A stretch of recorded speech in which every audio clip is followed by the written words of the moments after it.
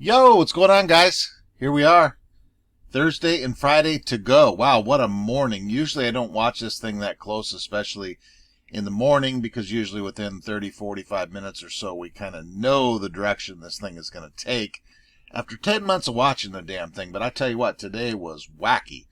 Both AMC, GME, all the other stocks, they do not like this stock at anything above $42, $43. It's got to be just the threshold point. Anytime we're ever near that, we're hammered back down. I don't think that's by coincidence because it happens time and time again. But again, ladder attack down. But boy, we sure ran this morning early. Nothing we haven't seen before right here, right, guys? So another good day, up 5%. After hours kind of stale. Volume is bigger today, I think 80 million or so. Dark pool volume is going down as well. So something's brewing. I said it last night. We've all seen it today. Something is wonky, and I ran across an article on a subreddit that was not the normal super stock or the AMC stock. We're going to touch on that too. Very cool piece of information. The guy that wrote the DD over there spoke with Ape Anna, who's on the AMC stock page, probably one of the best posters on that subreddit over there too. So we'll touch on that. And we got a little Jimmy Cramer here with going a different direction as he normally does every few weeks, every other day, or every hour for that matter. The dude's weird, but we'll touch on him in a minute. News of the day. Aron, remember what he said? It's time for Aron to go on offense or AMC to go on offense. He did today. He exercised those calls. Trey tweeted this out. A bunch of others tweeted this out this morning. Our man must think the stock is going higher if he exercised 500,000 shares worth. Okay, so he exercised his calls, whatever. He had 5,000 call options, I'm sure. Out of the money, in the money, doesn't matter. Whatever the hell they were. So basically he's telling, hey, market makers, I'd like to exercise my contracts here. Go find my shares. So they got to find 500,000 shares of AMC if they already having synthetics, fakes, whatever the hell you want to call these goddamn things. But yeah, kind of crazy too. Before we're 3 business days before earnings too. Boy, I can't wait for these earnings. I hope Aron says something between that and the NFT thing going on with GameStop. I mean, good. All this other stuff, the BBBYs, all these other stocks. I mean, God, it's got to be a lot of work. I forgot to pull up the unusual whales. As you know, I love posting the losses, whether it's a couple day, week, day run-ups. Unusual whales tweeted that out. But they did tweet out between yesterday and today's activities, the losses on AMC and GME, I believe, were at 2.7 billion. So, sure, these guys have monster money, monster positions, but they are having a damn time holding these things down anymore. I mean, they've done it for long. They've made money from $77 all the way back down to 28, 35, whenever they got out of those positions. It doesn't matter. You cannot continually try to manipulate this thing, keep this thing down, rules, SEC. You've got all the eyeballs in the world. And again, you guys, the power of this internet. I watched an interview earlier with, what's his name? The CEO dude of the UFC. God dang it, how do I blank his name? You know what I'm talking about. He was talking about the power of the internet over the last 20 years, ever since he got into, when he bought the UFC. Dana White, sorry. Since he bought the UFC, right? So it got me thinking about this whole thing. These guys, whether it's just the monster ego or maybe they're just so out of touch with reality. And then another tweet I seen earlier talking about the old dinosaurs of the stock market are about done, right? And I agree with that too. I mean, most of these guys have turned the page. You got a lot of younger generation, smart dudes in these hedge funds that know the current times, et cetera, et cetera, et cetera, right?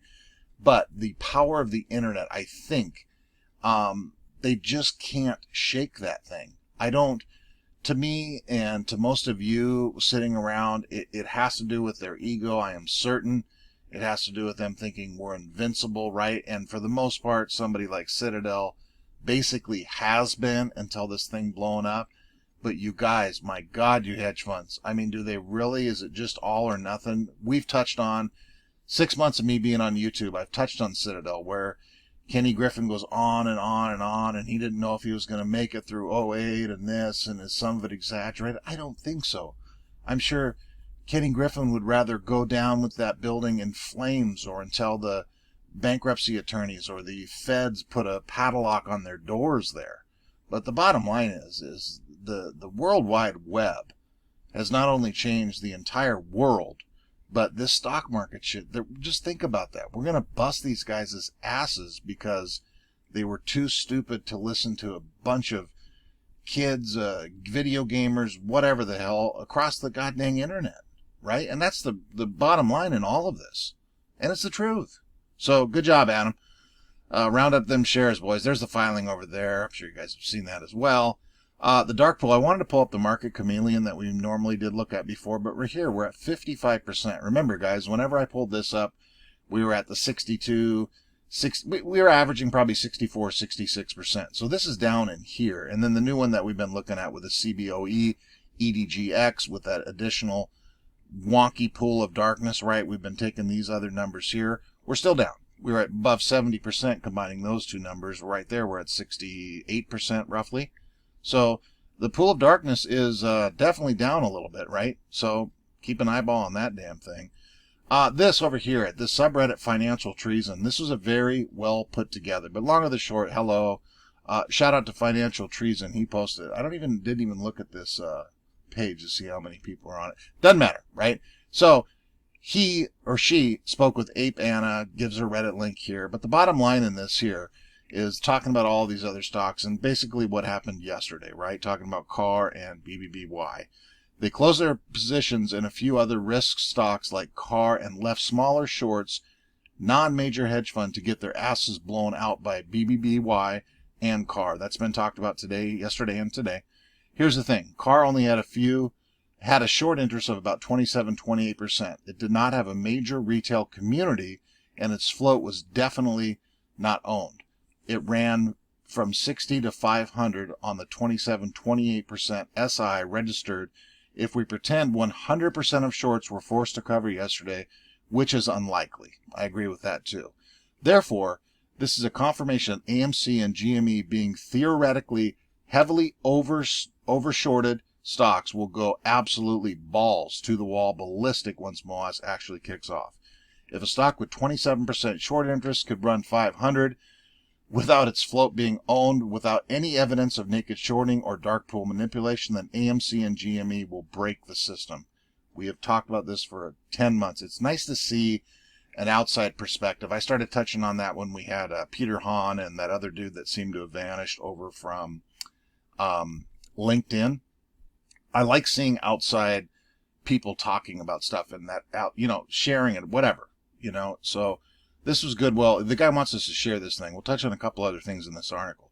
If you want MOASS, one of the best ways of doing it is causing hype, which then causes FOMO, which then causes hype and FOMO, and so on. Today we saw very little of FOMO spreading. The best way to go from here is to show everyone how well these stocks did and how they actually still in an uptrend. If the stock starts going bananas again, we see huge gains and large green candles posted everywhere. Let the world know, let your workplace know, blah, blah, blah, right? So good, well put together. Let's share the shit out of this thing. I'll put that in there too. So more eyeballs, the better. Speaking of more eyeballs, the better, before we touch on Jimmy Cramer, we're up to 646,000 views, October 29th. So we're still under a week with this. Let's see if we can hit 1 million by Friday, right? On the CNBC, the Melissa Lee documentary. So good. Eyeballs, eyeballs, eyeballs. I love eyeballs on our beloved stocks. Jimmy C. himself from today. Let's take a quick couple-minute listen here. He's talking about obviously the Avis, and then the Bed Bath & Beyond, the Apes, GME, etc. Listen to me if he's got a little bit of I don't even want to call it change of heart, because tomorrow he'll be posting something stupid like, did all the GameStop guys sell their GameStop and go to Robinhood? Dude. Events in the last 24 hours, where canny individual investors have reclaimed the valuations of all sorts of companies with the aid of some shark-like hedge funds who smell the blood of short sellers in the water. Yesterday, we saw a monster move in Avis that was really kind of, this is watershed stuff. You can't just say, oh, that was yesterday. These things have to really be dealt with head on. I'm not leaving it after one day. See, this was seminal in the way it went up. And today, at least at the opening, we got an amazing run in Bed Bath & Beyond, okay? Now, a huge part of these gains is similar to what we saw with GameStop and AMC. If you can take a look at the Bed Bath, you can see what I'm telling you about. Saw these at AMC, and we saw that in GameStop in January. If you notice, this is the kind of parabolic move, okay, where I'm saying these are watersheds. You don't get these in normal markets. That's why we're addressing them. See, there were tons of short sellers betting against this and betting against Avis, and they went against the traders in favor of you. And that forced the short sellers to buy back stock in order to close out their ill-advised positions. Large hedge funds realized that you were going to take this stock up, and so then they decided to crush the hedge funds. And it worked. Two different kinds of hedge funds, the shorting kind and the long kind. Now, in the case of Avis, the rental car company reported jaw-dropping quarter where they earned nearly twice what Wall Street was looking for. In the case of Bed Bath, they announced a joint venture between their Bye Bye Baby unit and Kroger, something I talked about with CEO Mark Tritton on Squawk on the Street this morning. Bed Bath also accelerated its buyback dramatically. I bring up these two because they are fantastic illustrations of how the mechanics of money management can impact individual stocks and about the change in this environment. See, hedge fund managers often have a huge disadvantage during a bull market like this one. Many of them have no choice but to run what's known as a balanced book, meaning their long positions and their short positions, what they own and what they sell against, should be even. Basically, the clients are using them to hedge what otherwise would be straight ownership of good companies. In other words, there are tons of hedge funds that have to short stocks. It's in their charter, so to speak. Even in a fabulous bull market, they need to find something to bet against. So they're always looking for targets and shorting the uneven Bed Bath & Beyond against, say, a Macy's or a Costco, which had fantastic numbers tonight. They had these guys at Bed Bath, they did have horrendous management before Mark Tritton came in. And by the way, last quarter was a disappointment for Tritton because they had the wrong kind of promotions. And maybe that's why more than 28% of the shares that trade were sold short as of this morning. But the short sellers made one mistake. They forgot what happened earlier this year when a brand new cohort of investors started shooting against the short sellers anytime they got too crowded, anytime there were too many of them. And that's why Bed Bath & Beyond finished today up more than 15%, but at one point was up more than 50%. Memo to the shorts. If you think you are shooting fish in a barrel when you go after these companies, well, you may not be the guy with the gun. He's kind of got everyone, they know truly what's going on. Jimmy Cramer, make fun of him all you want.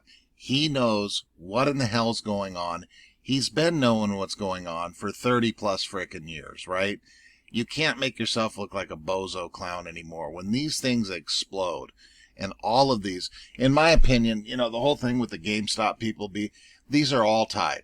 And I think we finally got proof of that the other day, 2 days ago, with this whole scenario that's played out the last 48 plus hours, right? I'm sure most of you guys agree with that.